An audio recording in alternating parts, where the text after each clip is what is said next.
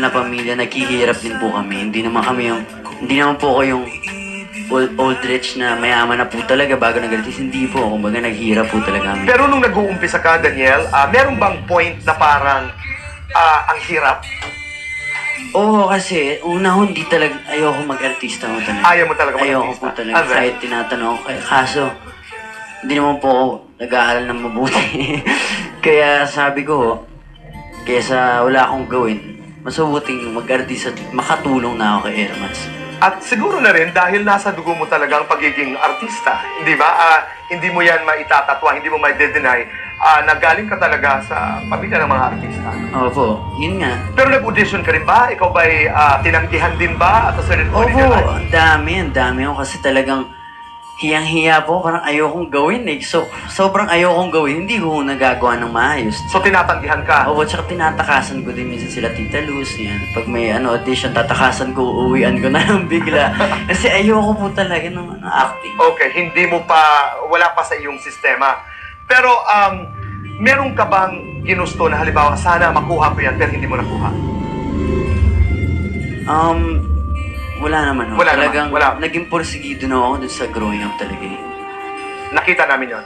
Daniel, yun nga, you're the hottest. You're the hottest star of your generation. Ikaw ang pinakamainit. Pero may kapalit yun, di ba? Yung private life, wala. Minsan nakikita kita, wala kang pahinga, walang tulog. Ang tanong ko, ngayon sa estado mo, is it worth it? Okay lang ba? Is it worth it?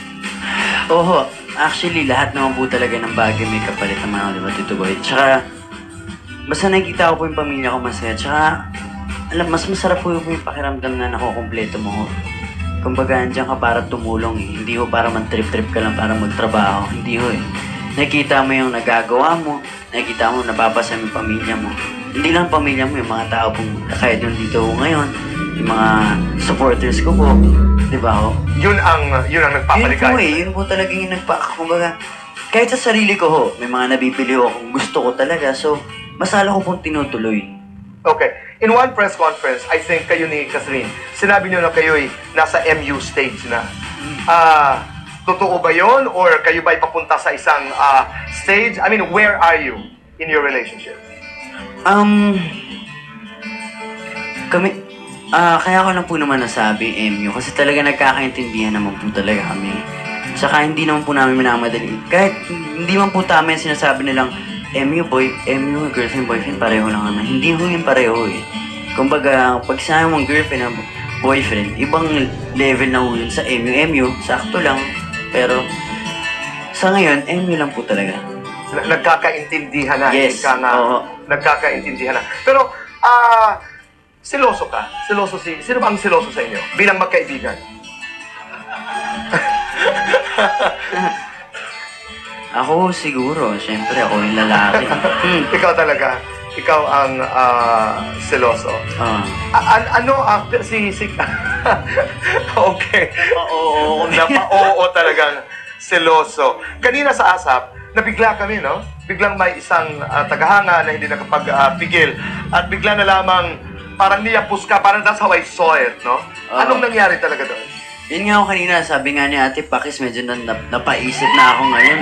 Pero yun nga, hindi naman ho tumama. Sa TV lang, mukhang tumama. Siyempre, iba yung view eh. Okay. Pero, medyo nasip-sip niya yung... Ayun ho, parang nasip-sip niya yung ilong ko sa halik niya. Yun ho, pero hindi ho sa lips. Okay. Pero yun talaga ay ika nga bahagi ng trabaho, hindi ba? Oo, hindi naman po natin may iwasan. Hindi talaga may iwasan. Oo. Marami nang gigigil sa'yo. Opo. Kanina, katatapos ng pag-uusap ni Shalina sa ni Bibi Gandang Hari, ikaw, Daniel, bilang bahagi ng Padilla clan, ano ang iyong reaksyon sa ating kaibigang Bibi Gandang Hari? Ako po kasi hindi naman po talaga ako dati close sa Padilla, di ba ho? Pero, ngayon po habang tumatanda, mga 13, nagiging close na po ako. Hanggang ngayon, naging close na po talaga kami. Eh, nakita ko naman kay Tito Rustom, masaya po siya eh.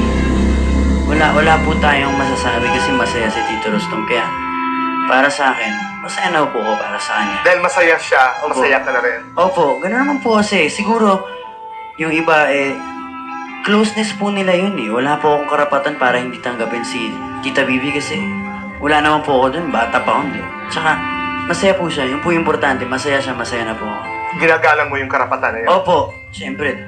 Yun po, Anong karapatan tawagan natin niyo bakit. ni Catherine? Tawag niya sa akin, Potpot eh. Tapos ako po, Baba. Baba and Potpot. Opo. Ang cute naman.